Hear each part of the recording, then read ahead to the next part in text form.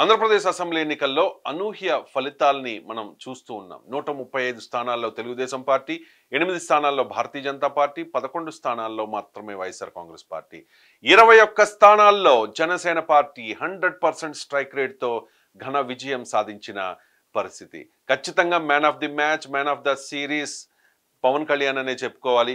చాలా వ్యూహాత్మకంగా పొత్తు కుదుర్చుకుని జగన్ నిన్ను అధపాతాళానికి తొక్కేస్తానని చెప్పి ఏ విధంగా శపథం చేసి సవాల్ చేశారో దాన్ని నిలబెట్టుకున్నారు. వైఎస్ఆర్ కాంగ్రెస్ పార్టీ నామ రూపాలు లేకుండా తుడిచిపెట్టుకుపోయిన పరిస్థితి కనిపిస్తోంది. సో జనసేన పార్టీలో పోటీ చేసిన 21 మంది గెలిచారు. వాళ్ళ మెజారిటీ ఎంత అనేది ఒక్కసారి మనం చూద్దాం. పాలకొండ నియోజకవర్గం శ్రీకాకుళం జిల్లాలో జనసేన కేటాయించిన ఏకైక నియోజకవర్గం. ఇక్కడ నిమ్మక జయకృష్ణ గెలవరేమో, విశ్వసరాయ కళావతిదే గెలుపు అని చెప్పి చాలామంది అనుకున్నారు. సర్వే సంస్థలు కూడా ఇదే చెప్పాయి. కానీ 13,291 ఓట్ల తేడాతో నిమ్మక జయకృష్ణ గెలిచారు. విశ్వసరాయ కళావతి ఓటమి చెందక తప్పలేదు. ఇక విజయనగరం జిల్లా విషయానికి వస్తే, విజయనగరం జిల్లాలో జనసేన పార్టీకి ఒక సీట్ను కేటాయించారు. అది నెల్లిమర్ల. లోకం మాధవ్కి ఆ సీట్ను కేటాయించారు. సో లోకం మాధవ్కి బడ్డుకొండ అప్పలనాయుడికి మధ్య టఫ్ ఫైట్ నడుస్తుంది అని అంతా ఆశించారు. కానీ మెజారిటీ చూసుకుంటే 39,829. ఒకవైపేమో బొత్స మేనలుడు, మరోవైపేమో రాజకీయాలకు కొత్త అయిన లోకం మాధవి. సో జన సైనికులందరూ కూడా చాలా కష్టపడ్డారు. అక్కడ ఓట్ ట్రాన్స్ఫర్ కూడా సక్సెస్ఫుల్గా జరిగింది.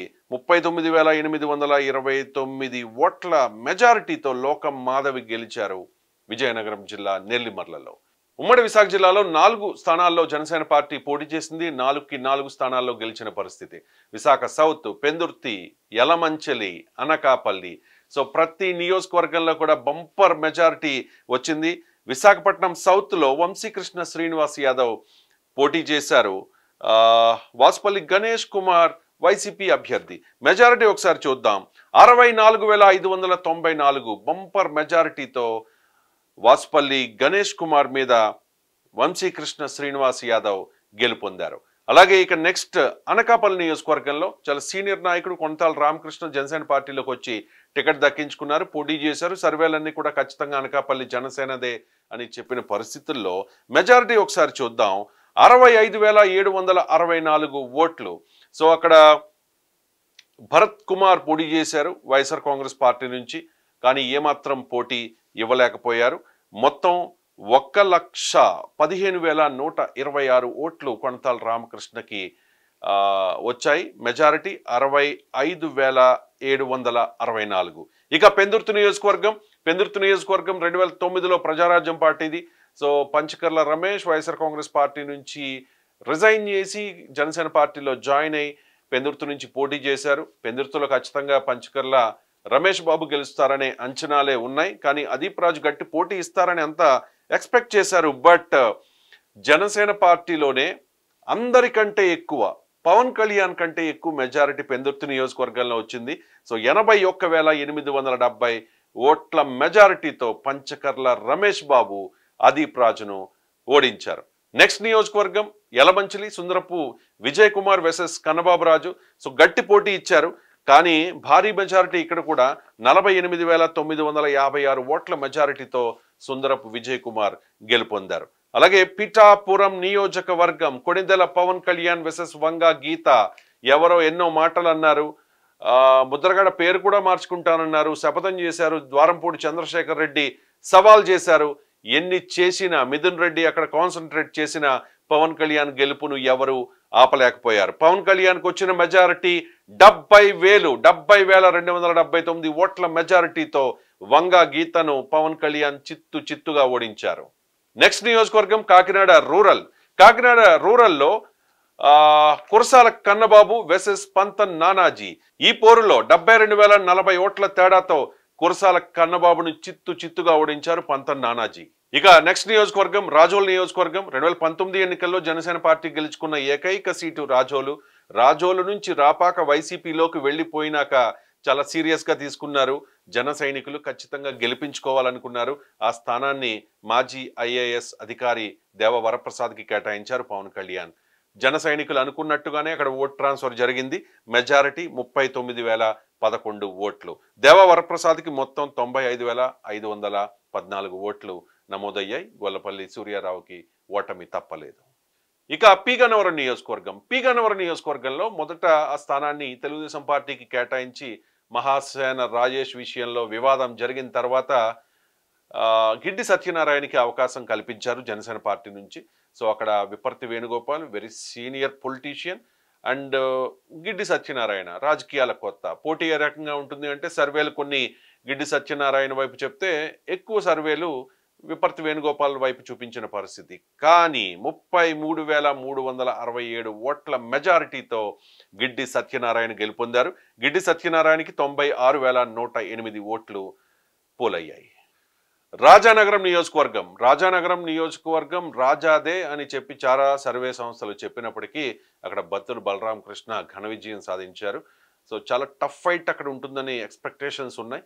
బట్ ఓట్ ట్రాన్స్ఫర్ అనేది సక్సెస్ఫుల్గా జరిగింది. రాజానగరంలో 34,049 ఓట్ల మెజారిటీతో బత్తుల బలరామకృష్ణ జక్కంపూడి రాజాని ఓడించారు. బత్తుల బలరామకృష్ణకు 1,05,995 ఓట్లు పోలయ్యాయి. మెజారిటీ 34,049. ఇక నిడదవోలు నియోజకవర్గంలో కందుల దుర్గేష్ గెలుపు నల్లేరు మీద నడకేనని చెప్పి అన్ని సర్వే సంస్థలు చెప్పాయి. అదే జరిగింది. కందుల దుర్గేష్కి 33,304 ఓట్ల మెజారిటీతో విజయం సాధ్యమైంది. కందుల దుర్గేష్కి మొత్తం 1,02,699 ఓట్లు పోలయ్యాయి. మెజారిటీ 33,304. నర్సాపురంలో బొమ్మిడి నాయకర్ ఘన విజయం సాధించారు.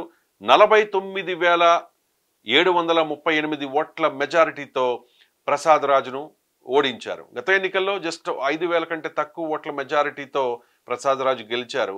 స్వల్ప ఓట్ల తేడాతో గత ఎన్నికల్లో ఓడిపోవడం సింపతి, దానికి మించి సెంటిమెంట్, ఓట్ ట్రాన్స్ఫర్ సక్సెస్ఫుల్గా జరగడం, కొత్తపల్లి సుబ్బారాయుడు బొమ్మిడి నాయకర్కి మనస్ఫూర్తిగా సపోర్ట్ చేయడం, ఈ అంశాలన్నిటి ఆధారంగా బొమ్మిడి నాయకర్ నర్సాపురం నియోజకవర్గంలో ఘన విజయం సాధించారు. మెజారిటీ 49,738.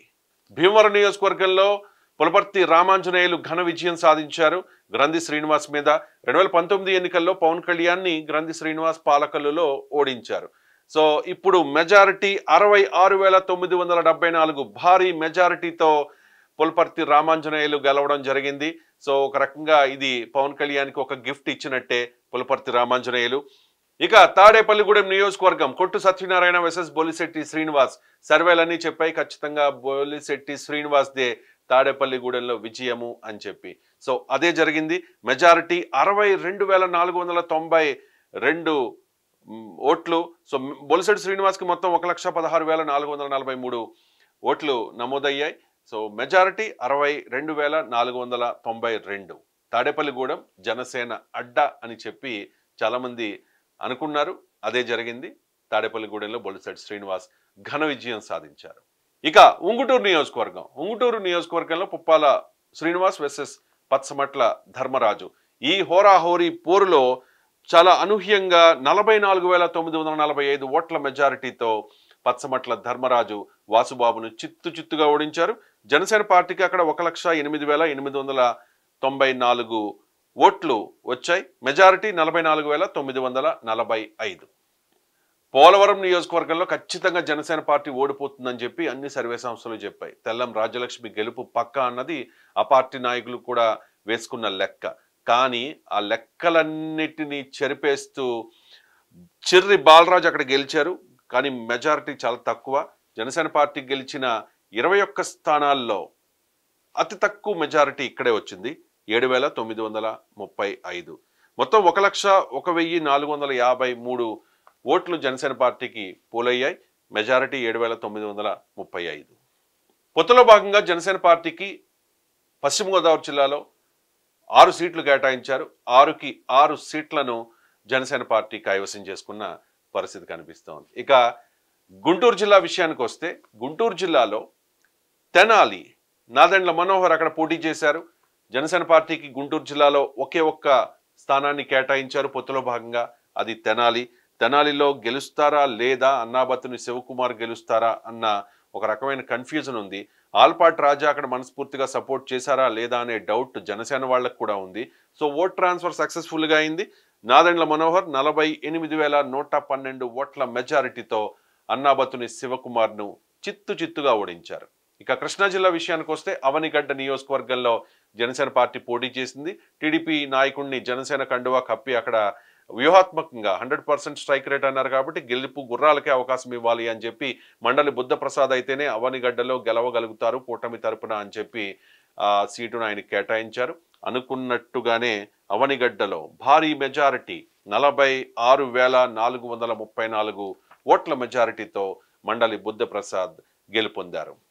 ఇక జగన్ ఇలాఖా కడపలో 2019 ఎన్నికల్లో మొత్తం క్లీన్ స్వీప్ చేసేసింది వైఎస్ఆర్ కాంగ్రెస్ పార్టీ.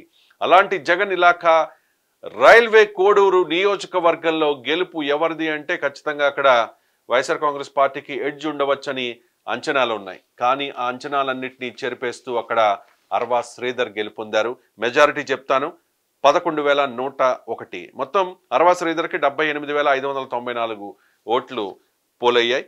సో అక్కడ అర్వా శ్రీధర్ గెలుపొందారు. జగన్ ఇలాఖాలో కూడా జనసేన పార్టీ విజయ కేతనం ఎగరవేసింది. ఇక ఉమ్మడి చిత్తూరు జిల్లాలో జనసేన పార్టీ పోటీ చేసిన ఏకైక స్థానం తిరుపతి. ఆ తిరుపతిలో ఆర్ఎన్ శ్రీనివాసులు పోటీ చేశారు. మెజారిటీ భారీ మెజారిటీ 61,956. ఆర్ఎన్ శ్రీనివాసులకి మొత్తం 1,24,107 ఓట్లు వచ్చాయి. సో మెజారిటీ చూసుకుంటే 61,956. 2009లో ప్రజారాజ్యం పార్టీ తరపున చిరంజీవి గెలిచిన స్థానం ఇది.